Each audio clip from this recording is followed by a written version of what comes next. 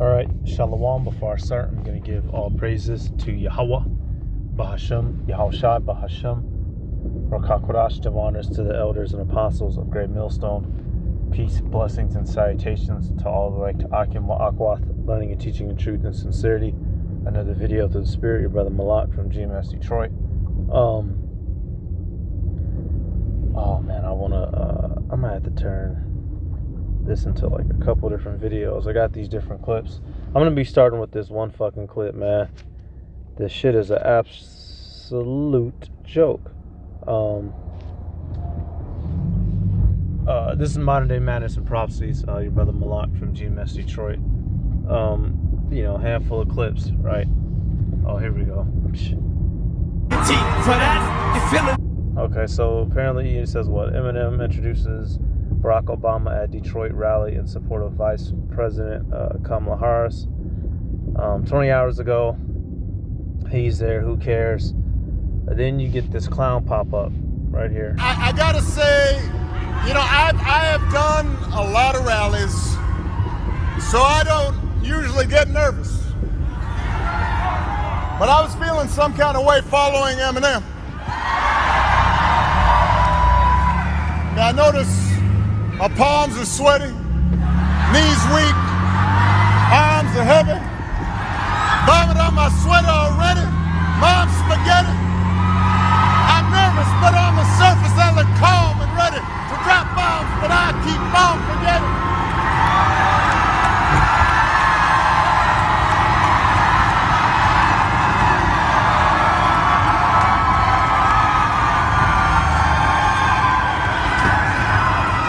Dun, dun, dun, dun, dun, dun, dun, dun, dun, dun, dun. I thought Eminem was going to be performing. I was going to jump out. Love me some. I got to say. You niggas are so easily fucking beguiled. You niggas deserve to be ruled over and oppressed. This nigga gets to quoting some Lil Eminem and you niggas start cheering it up. This motherfucker's so inauthentic, it's not even fun. Is that even a real accent that he has? Why does he sound like that? Is it even a real accent? I was finna pop out. You know what you could have popped out and did? You could have popped out and helped niggas out when you was the president. But, he's a Hamite, so he wasn't gonna do that. And it's all set up, by the elites, right? But the main issue that I have here is the niggas in the back are cheering. Because this fucker quotes a rapper.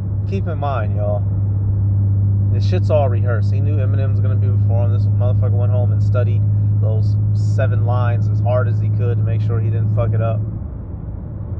Our people are just so easily misled, especially by these demons being set up in front of them. They are not authentic. All right, I got another clip. Close-ups, by the way, of that paternal line of Kamala's, like she's not just she's exceedingly Jewish. It's kind of weird that we didn't know this. Can you give me the close-up of the Joseph Harris at the top? Do you guys have it? I'm sorry to go backwards. This is her paternal line. And I'm not laughing. It's just weird. I am laughing. No, I am laughing. I shouldn't take that back. I did just laugh, and you saw me do that live. But I just once I saw the family tree, and I'm like, whoa, that's her great great grandfather, and this woman's just out here being like, yeah, I'm black now. Whatever. Show me the other guy too.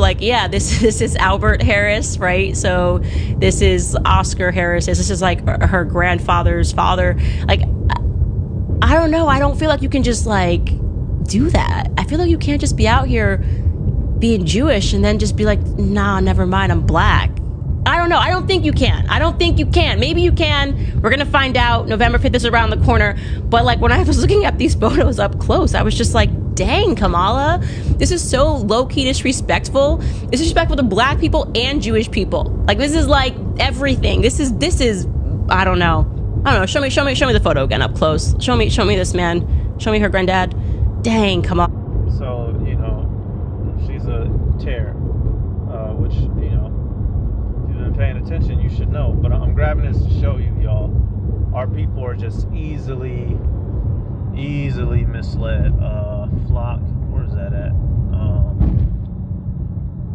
Let me see. Let me do this. Yep, I got 2. Matthew 9, then we go to that Jeremiah 50.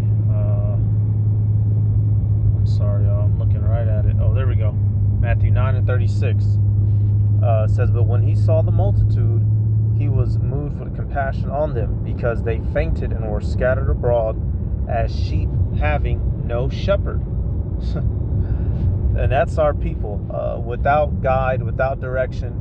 And anybody that Esau Edom sets up in front of them, they just blindly follow it and clamor for it. And these motherfuckers are leading you to your doom. Jeremiah 15:6. My people hath been lost sheep.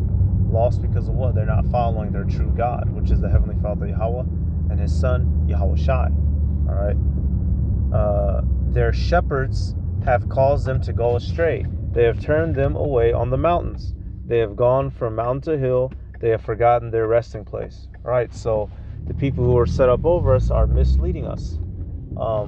They are not the true shepherds of the flock. And you niggas, oh my God, all they got to do is get up in front of you and rap. Here it is. You could barely afford gas to get to the rally. When you go home, you have to eat GMO foods. You know, your family's broken apart, but you finally get there, you not holding this nigga down to get questions. You know, you not beating nobody up to get some real change. You niggas just get to clapping your fins together like seals. You know, just retard mode. And it works every time. Bill Clinton played the saxophone, it worked. Right? This shit works every time on you niggas. They just throw somebody in front of you and you love it. This shit works every time on our people, y'all. And Esau knows that. And ultimately, you know, that's why Yahweh Shai, when he returns, he simply just has to overhaul us. Because that's just a part of our nature, man. Niggas is just easily misled. So what we need is a proper leader. Which, you know, now we have, right, our elders and apostles, the true prophets out preaching. But ultimately our overhead is Yahweh Shai. Above him is the Heavenly Father Yahweh. Until then, niggas out here is lost, B. Don't hurt somebody's feelings, but we got a witch running for president. That woman is the worst kind of sleaze you can ever think of. I was in California when it was going down. And I used to represent 40 years ago a whole chunk of pimps and hoes in Memphis. And I know a hoe when I see one. And when I see a hoe, I know she got a pimp. And I want to find out who the pimps are that we getting tricked out on the benefit of. The pimps are the elites, setting up the smoke and mirrors to have people distracted while bigger strings are being pulled. Who are the pimps that this woman is working for? And I see some decent ladies out there. I've met a few of you. And I resent the fact that you got a hoe that's being your face. You see, tomorrow is yesterday today. So today was yesterday and it'll be tomorrow. That's why we have to understand today. That's exactly how she talks too. She doesn't say anything about nothing. That's exactly how she talks, in circles. There was one clip I had saved of her talking. That's exactly how the bitch talks, in circles. Crazy. And you gonna fake off about being a Negro. I met a daddy. Sat next to the man for 2.5 hours at the Governor General's table down in Jamaica. My ex-wife asked him what he was. He said he was Irish and he was Hindu. She said, you don't have anybody black in your family? He said, no. I'm gonna hurt. So what's going on here? What we have here is a ploy to keep the dogs asleep. The dogs referring to, dumb niggas, right? You see that in several, actually, you see that in scripture. We get referred to as, sleeping dogs, right? Dumb dogs. Let's do this. Let's do sleep. Let's do dogs. Or dogs that cannot bark, right? Yep.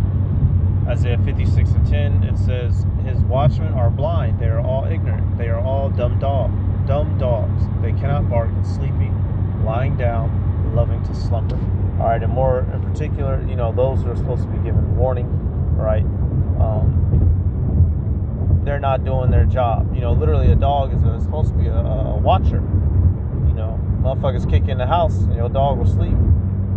It might be time for a new dog. Well, all these things are going on, and our people, now the true prophets, us, we're out there warning them. But, obviously they're not taking heed to us.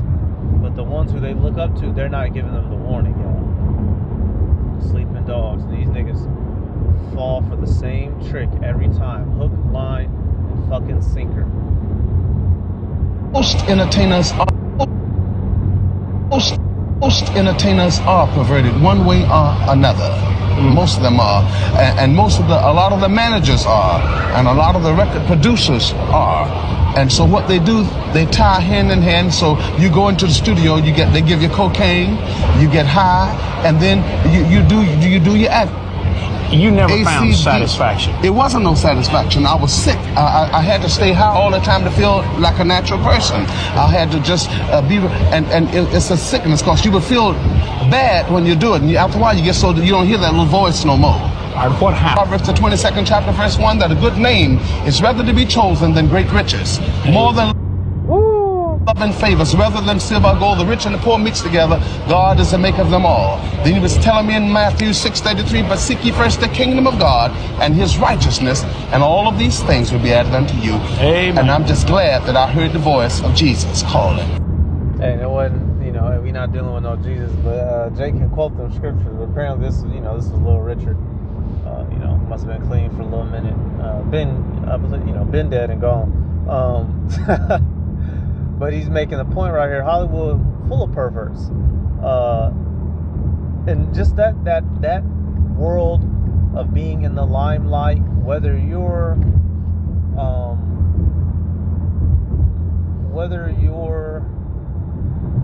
a, how could I say this? Oh, fuck me, dude. Traffic. Dude, it's 6:37. What the hell is going on? Fuck. I'm sorry, y'all. When you're in that limelight world, things are not as they seem. All those people are set up. It's all an illusion. It's all a mask over the people's head. And what do the people do? Fall for it. Fucking fall for it. All the time. Niggas ain't woke up yet. And it don't look like they going to. It look like niggas are down for the count, y'all. Slacky. They're still down for the count. Always have been. God dang it. Horribly down for the count. Oh, let me get another one. I'm sorry. I'm stuck in this traffic. Hollywood and all parts of this government, it's an illusion to rock niggas to sleep, come join as if things are okay, and it's not. We still find ourselves oppressed. We're still down bad and at the bottom. That is the reality of the current situation. All right, so now we'll shift over a little bit, look at a little bit what's going on over there. Them boys still throwing hot rocks at each other. Let's do this.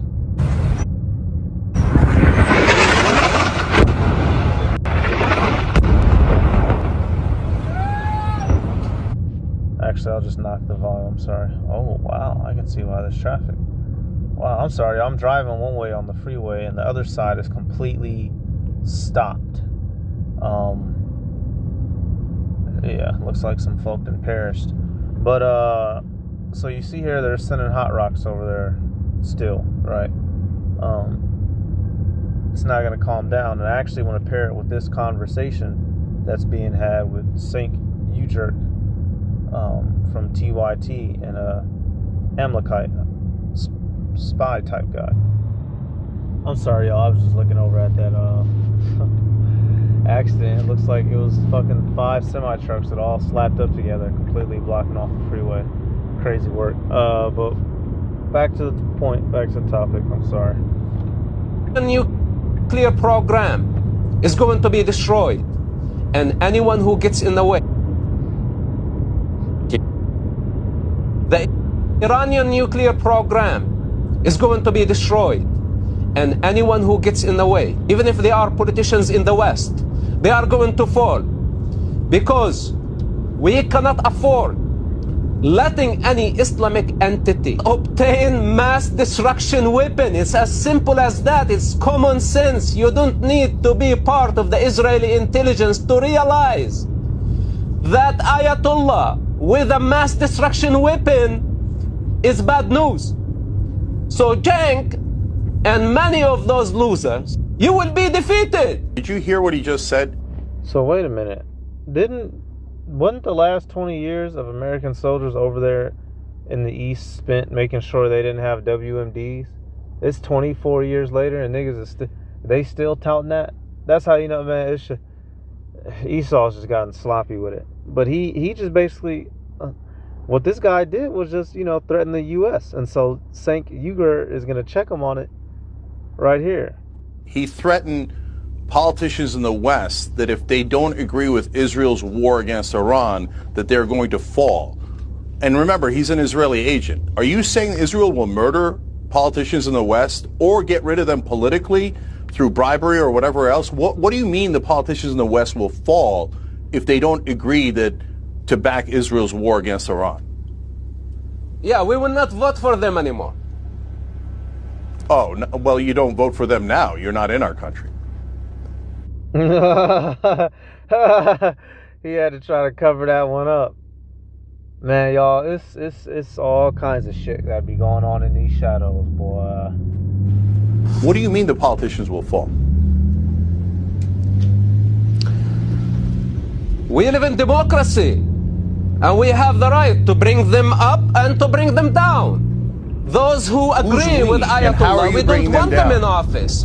And all the sympathizers with terrorists like yourself, we don't want them even to be in our country. Who is we, and how are you bringing down politicians in the West if they dare to defy Israel? That's a valid question. Tell me how you're bringing them down. I already answered you that. Are you going to murder them, or are you going to bribe them? Or are you going to bribe someone else? Who are you going to do? And okay, so let me answer it because he's not. Look, the best case scenario, we've seen the worst case scenario. They buy an Israeli product, see how it turns out for you, okay? Now, the best case scenario for what he's saying there is, oh, no, AIPAC's going to come in and say, hey, if you work for Israel, we'll give you a lot of money, and now J Street too. If you don't work for Israel, we'll give that money to your political opponent, and we'll eliminate you politically. And that is where we are here in America. And Piers, you can't deny it. I mean, right now, almost all of our politicians, their top donor is AIPAC. And so, in a sense, the United States is occupied territory. And now Mossad or whoever he is saying, hey, you better watch out. If you defy Israel at all and you don't pay for the war we're starting with Iran, there could be consequences for you if you're a politician in the West. And that is super scary. And this is the bullies that they are.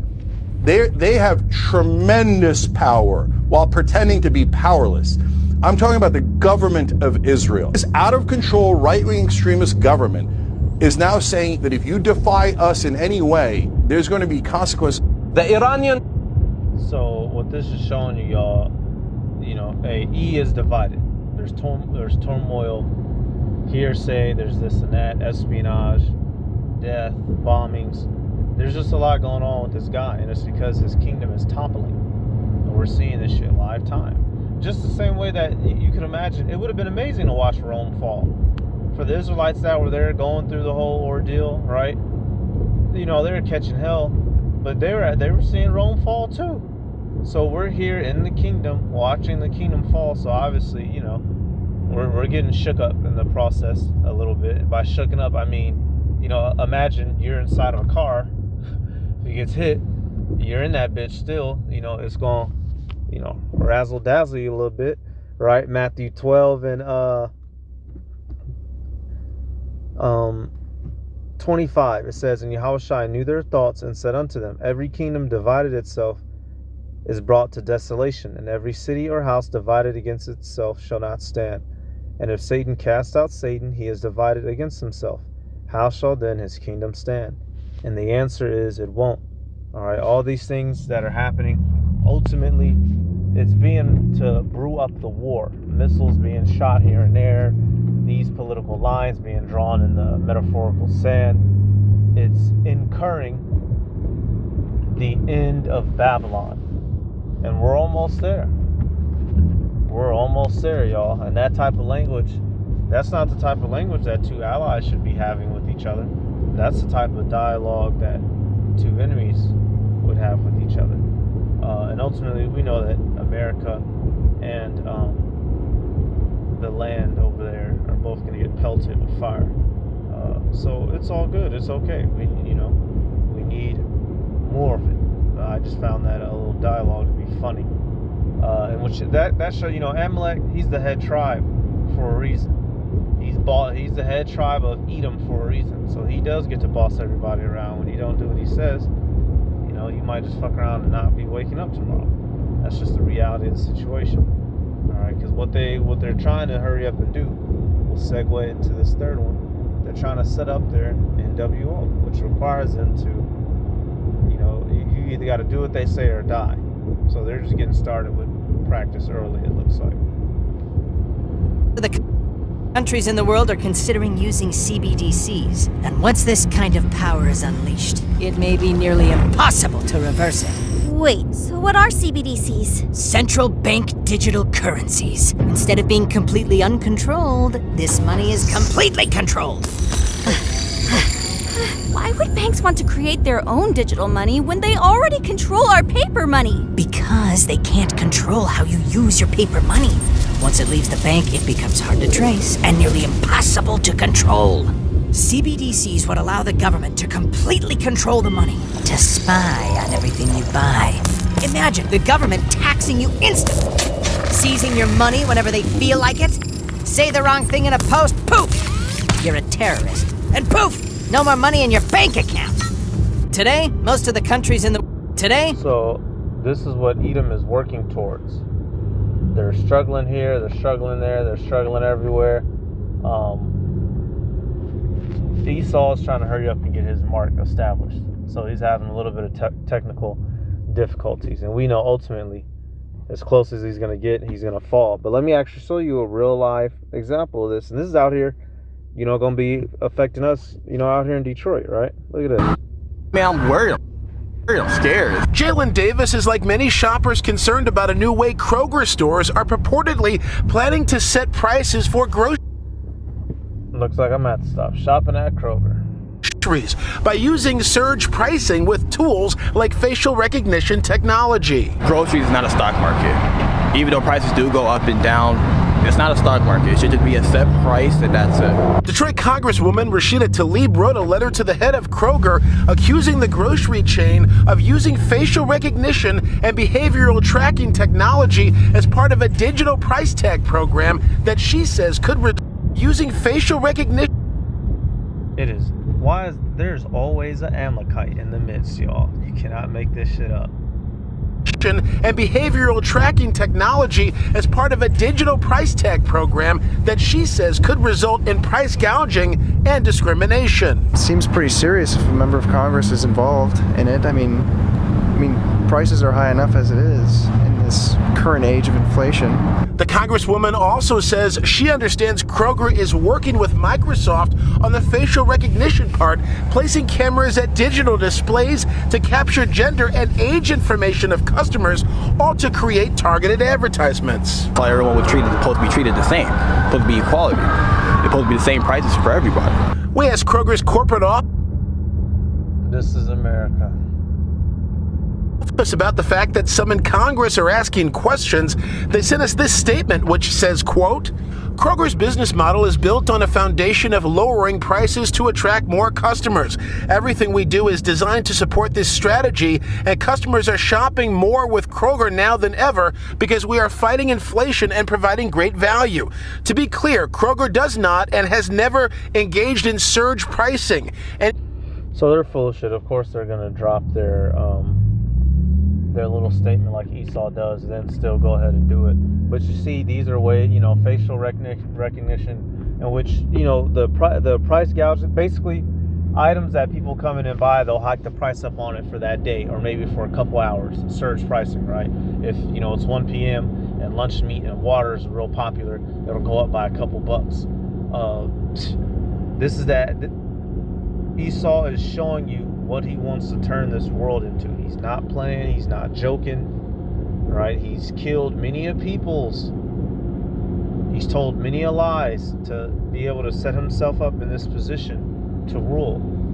And as close as he's going to get, what is told to us is going to happen. Let's go, let's go, let's go. Job.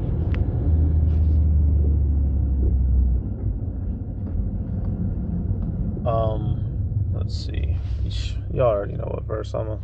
And ain't no need to stray far. Job 20 and 22. In the fullness of his sufficiency, he shall be in straits. Every hand of the wicked shall come upon him. So right when Esau will have almost accomplished his goals, he will be in straits, meaning difficulty. Things are going to fail. All right. The hand of the wicked upon him. We know that word there is Imal, the laborers. All right. Specifically us, the Israelites, the ones whom he have oppressed. Yahweh Bashim Yahushua is going to allow us to dethrone this man. What else? Verse 23. When he is about to fill his belly, the power shall cast the fury of his wrath upon him, and shall rain it upon him while he is eating. He shall flee from the iron weapon, and the bow of steel shall strike him through. Right. So this man ultimately is going to fall through thermonuclear warfare. He's going to be stricken down with the bows of fire coming his way. All right. So, hey, that's what we're going to wrap it up on. Just a couple of things, going on in the world. All this shit, y'all, we getting there closer one day at a time. So we just got to hold out, All right. We give all praises to Yahweh, Bahasham, Yahushai, Bahasham, Rakakodash, double honors to the elders and apostles of Great Millstone. Peace, blessings, and salutations to all the Akim, Wa Akwath, learning and teaching in truth and sincerity. Shalom.